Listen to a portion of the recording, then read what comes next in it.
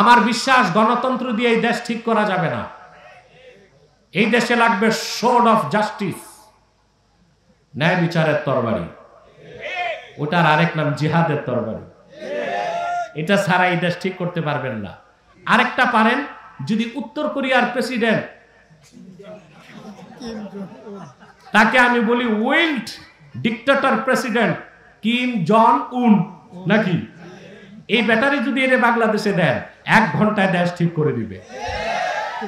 ও কথা বলে না, ও ট্রিগার চাপে। ওর দেশে বন্যা পরিস্থিতি নিয়ন্ত্রণ করতে ব্যর্থ হয়েছে 32 জন অফিসারকে বন্যা ঠেকাইতে পারলো না কেন? গুলি করে মেরে ফেলছে। রাষ্ট্র চিন্তক ওনারা রাষ্ট্র নিয়ে চিন্তা করতেছে। এদের ঠাকুর হচ্ছে ফরহাদ মহসান। এই লোকটা বলেছে, এই যে যত সমন্বয়ক দেখেন, শীর্ষ সমন্বয়ক যারা, এদের ব্রেন ওয়াশ ও করে। তবে আলহামদুলিল্লাহ সমন্বয়কদের একটা বিরাট অংশ তো আমার কাছেও আসে, আমি আবার পজিটিভটা ওয়াশ করি। বাংলাদেশে আগে ছিল বুদ্ধিজীবী, এখন এদের ভাত নাই। বুদ্ধিজীবীদের ঠাকুর যেগুলো সব আমার কাছে ডিবেটে হারছে আল্লাহর রহমতে। সবচেয়ে বড় শয়তান যেটা ছিল ঘাদানিকের সভাপতি শাহরিয়ার কবির, এটা গ্রেফতার হয়েছে, শুনছেন আপনারা? এটার নাম নাকি মুরগি চোর। এটা ডিবেটের পর জানছি আমি, ওরে আমি চিনতাম না। ইসলামকে আল্লাহ তাআলা কতগুলো বিশেষণে বিশেষিত করেছেন। ইসলামকে আল্লাহ বলেছেন নূর, ইসলামকে বলেছেন উরওয়াতুল উসকা, ইসলামকে বলেছেন সিরাতে মুস্তাকিম, ইসলামকে বলেছেন আল্লাহ নূরুল্লাহ, ইসলামকে বলেছেন আল্লাহ হুদা, ইসলামকে বলেছেন আল্লাহ নূর, ইসলামকে বলেছেন আল্লাহ দীনুল্লাহ। ইসলাম হচ্ছে পূর্ণাঙ্গ জীবন বিধান। এই কোরআনের মাধ্যমে আল্লাহর হাবিব মুহাম্মদ সাল্লাল্লাহু আলাইহি সাল্লাম ইসলামকে প্রতিষ্ঠিত করেছেন। আর এই কোরআনের মাধ্যমে তিনি গোটা বিশ্ব মানবতাকে অন্ধকার থেকে মুক্ত হয়ে ইসলামের পথ দেখিয়েছেন ১৫০০ বছর আগে। বলেন সুবহানাল্লাহ।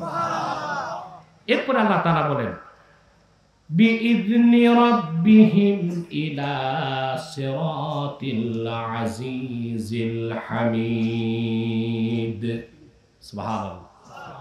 মুহাম্মদ সাল্লাল্লাহু আলাইহি সাল্লাম আপনার উপর কোরআন নাজিল করেছি যেন আপনি গোটা মানব জাতিকে অন্ধকার সমূহ থেকে একটি নূর তথা ইসলামের দিকে বের করে আনেন মানব জাতির রবের অনুমতিতে।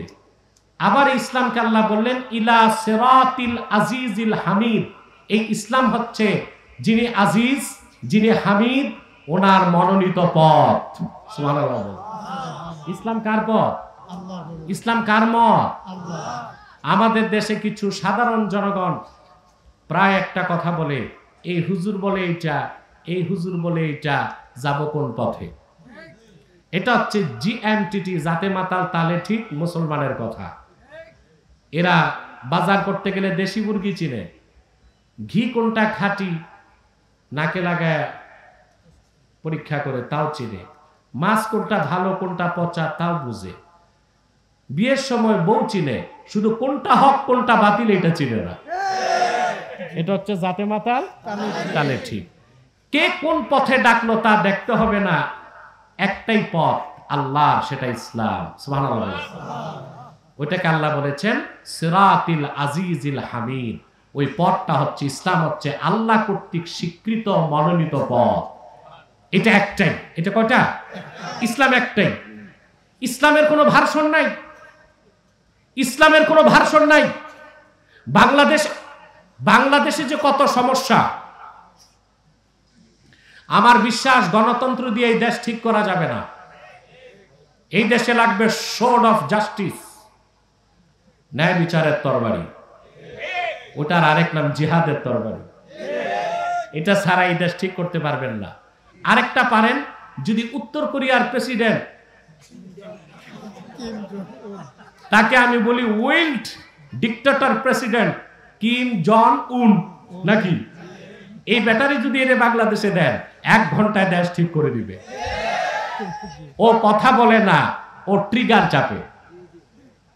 ওর দেশে বন্যা পরিস্থিতি নিয়ন্ত্রণ করতে ব্যর্থ হয়েছে 32 জন অফিসারকে বন্যা ঠেকাইতে পারলো না কেন? গুলি করে মেরে ফেলছে। ওর বাবা মারা যাওয়ার পর 7 দিন হাসা মানা ছিল, যারা হেসেছে গুলি করে মেরে ফেলছে। ওর মেয়ে যেরকম চুল কাট করেছে, যারা ওই রকম চুল কাট করেছে সবার চুল চেষে দিয়েছে। এই বাংলাদেশ ঠিক করতে দুইটার একটা, হয় শরিয়া আইন লাগবে, নতুবা ওই জঙ্গলি রে এনে এই জঙ্গল সাফ করাইতে হবে। এখন এই সিদ্ধান্ত আপনাদেরকে নিতে হবে, কি করবেন আপনারা। কারণ ওই জঙ্গলকে আনলে, জঙ্গলি রে আনলে তো ওটা দেশ থাকবে না, ওটাও জঙ্গল হয়ে যাবে, ঠিক কিনা? তো বলছিলাম বাংলাদেশের সমস্যার অন্ত নাই। বাংলাদেশে আগে ছিল বুদ্ধিজীবী, এখন এদের ভাত নাই। বুদ্ধিজীবীদের ঠাকুর যেগুলো সব আমার কাছে ডিবেটে হারছে আল্লাহর রহমতে। সবচেয়ে বড় শয়তান যেটা ছিল ঘাদানিকের সভাপতি শাহরিয়ার কবির, এটা গ্রেফতার হয়েছে, শুনছেন আপনারা? এটার নাম নাকি মুরগি চোর। এটা ডিবেটের পর জানছি আমি, ওরে আমি চিনতাম না। এই লোকটাকে গ্রেফতার করা হয়েছে। এই ঘাদানিক তৈরি করে, তারা ঘাদানিক তৈরি করে গেছে জাহানার ইমাম, ওটারে আমি বলি জাহান্নামের ইমাম। রেখে গেছে তার পোষ্য পুত্র এই শাহরিয়ার কবিরকে।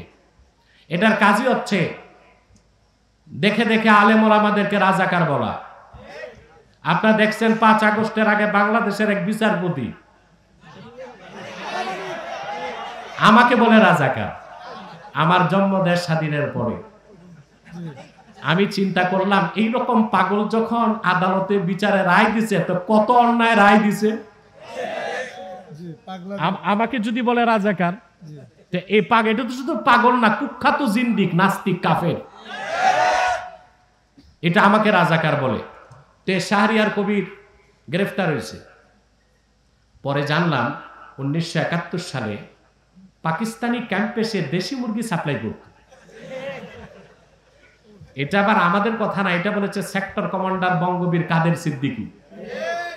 আমরা তো বঙ্গবীর আব্দুল কাদের সিদ্দিকীর কথা মানতে হয়, সেক্টর কমান্ডার। আর স্বাধীনতা যুদ্ধে 71 সালে শাহরিয়ার কবির কোথায় ছিল কেউ জানে না, তাহলে পাকিস্তানি ক্যাম্পে ছিল। চোরের মার বড় গলা, আর এটা হচ্ছে চোরের বাপ, পুরুষ তো। এটা আমাদেরকে রাজাকার বলে, যুদ্ধাপরাধী বলে, আলেম ওলামারে ফাঁসির জন্য চিল্লাচিল্লি করছে। আমার দৃষ্টিতে 1971 সালে যে পাক হানাদার আমার দেশের নিরীহ মুসলমানকে হত্যা করেছে, তাদেরকে দেশি মুরগি সাপ্লাই করে এনার্জি ক্রিয়েট করে শাহরিয়ার কবিরও যুদ্ধাপরাধী হয়ে গেছে। আমরা তার ফাঁসি চাই।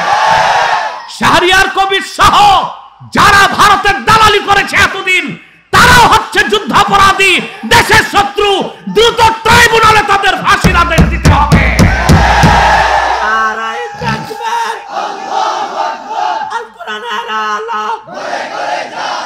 ভারতের দালালেরা ফাঁসি ফাঁসি ফাঁসি চাই, ফাঁসি ফাঁসি ফাঁসি চাই, ভারতের দালালদের। সম্মানিত সুধী, ইসলামের কোনো ভার্সন নাই। এই বুদ্ধিজীবীদের ভাত গেছে, পুরান পাগলের ভাততে এখন নতুন পাগল বের হয়েছে 5ই আগস্টের পরে। এদের নাম বলবো রাষ্ট্রচিন্তক। রাষ্ট্রচিন্তক ওনারা রাষ্ট্র নিয়ে চিন্তা করতেছে। এদের ঠাকুর হচ্ছে ফরহাদ মজহার। এই লোকটা বলেছে, এই যে যত সমন্বয়ক দেখেন, শীর্ষ সমন্বয়ক যারা, এদের ব্রেন ওয়াশ ও করে। তবে আলহামদুলিল্লাহ সমন্বয়কদের একটা বিরাট অংশ তো আমার কাছেও আসে, আমি আবার পজিটিভটা ওয়াশ করি। তো ফরহাদ মজহার বলেছে বাংলাদেশে আরবের ইসলাম চলবে না। আরবের ইসলাম ছাড়া তো ইসলামই নেই। এই কথা বলে তার কুফর হয় নাই, সে কাফের হয় নাই। মানুষ অপবাদ দেয় আব্বাসী হুজুর কথায় কথায় কাফের বলে, কথায় কথায় যারা কুফর করে তাদেরই কথায় কথায় কাফের বলি। আমার কাছে শীর্ষ সমন্বয়ক যখন আসলো কয়েকজন, আমি বলেছি তাকে ডিবেটের চ্যালেঞ্জ করো, অনলাইনে না অফলাইনে, সরাসরি টিএসসি তে যাবো আমি। রাজি হয় নাই। সুরত দেখছেন তার লম্বা কুর্তা, তারপরে আলিগুড়ি পায়জামা এত মোটা, ওটার ভিতর আর নাতিরে ঢুকানো যাবে। রবি ঠাকুরের মতো লম্বা দাড়ি, 3 ইঞ্চি মোটা মোচ, দাঁত কটা করা যায় না, কিম্ভূত কিমাকার টুপি, পিছনে সরস্বতীর মূর্তি, সামনে লালনের বেহালা। উনি হচ্ছে রাষ্ট্রচিন্তক। কি রকম বাংলাদেশ তৈরি হবে উনি বুদ্ধি দিবে। আমরা গাঁজা খাই নাই যে তোমার বুদ্ধিতে রাষ্ট্র বানাবো। আগামীর বাংলাদেশ হবে ইসলামের বাংলাদেশ। আগামীর বাংলাদেশ হবে আলেম ওলামার নেতৃত্বের বাংলাদেশ। এটা জনগণ সিদ্ধান্ত নেবে ইনশাআল্লাহ। ইসলামের কোনো ভার্সন নাই। এই ফরহাদ মজহার বলে সুফিবাদী ইসলাম লাগবে। ইসলামকে ভাগ করা যাবে? কথা বলেন। আল্লাহ ভাগ করছে সিরাতিল আজিজিল হামিদ, এটা মহান আল্লাহর নির্ধারিত পথ। সুবহানাল্লাহ। নাস্তিকরা বলে সুফিবাদী ইসলাম, আবার বলে রেডিক্যাল ইসলাম, আবার বলে পলিটিক্যাল ইসলাম। ইসলামকে এত ভাগ করলে অধিকার কে দিছে? ইসলামী রাজনীতির কথা বললেই বলে এটা তো পলিটিক্যাল ইসলাম, জিহাদের কথা বললেই বলে এটা হচ্ছে রেডিক্যাল ইসলাম। আর যারা শুধু তসবিহ নিয়ে থাকে পীর মাসায় বলে ওনারা ঠিক, ওনারা সুফিবাদী ইসলাম। ইসলামকে না, এটা বলে তো তুমি আবার ভুল করছো। ইসলামের কোনো ভার্সন নাই, ইসলাম একটাই। মুহাম্মদ সাল্লাল্লাহু আলাইহি সাল্লাম আল্লাহর পক্ষ থেকে যে পূর্ণাঙ্গ জীবন বিধান এনেছেন, যেটাকে আল্লাহ সিরাতে মুস্তাকিম বলেছেন, সেটাই ইসলাম। ওর বাইরে কোনো ইসলাম নাই। ইসলামী রাজনীতি পূর্ণাঙ্গ ইসলাম নয়, পূর্ণাঙ্গ ইসলামের একটা অংশ। জিহাদ ফি সাবিলিল্লাহ পূর্ণাঙ্গ ইসলাম নয়, পূর্ণাঙ্গ ইসলামের একটা অংশ। তরিকত তাসাউফ পূর্ণাঙ্গ ইসলাম নয়, পূর্ণাঙ্গ ইসলামের একটা অংশ। সেজন্য পলিটিক্যাল ইসলাম, রেডিক্যাল ইসলাম, সুফিবাদী ইসলাম, ইসলামের কোনো ভার্সন বলা যাবে না। ইসলাম একটাই। সুবহানাল্লাহ বলবেন।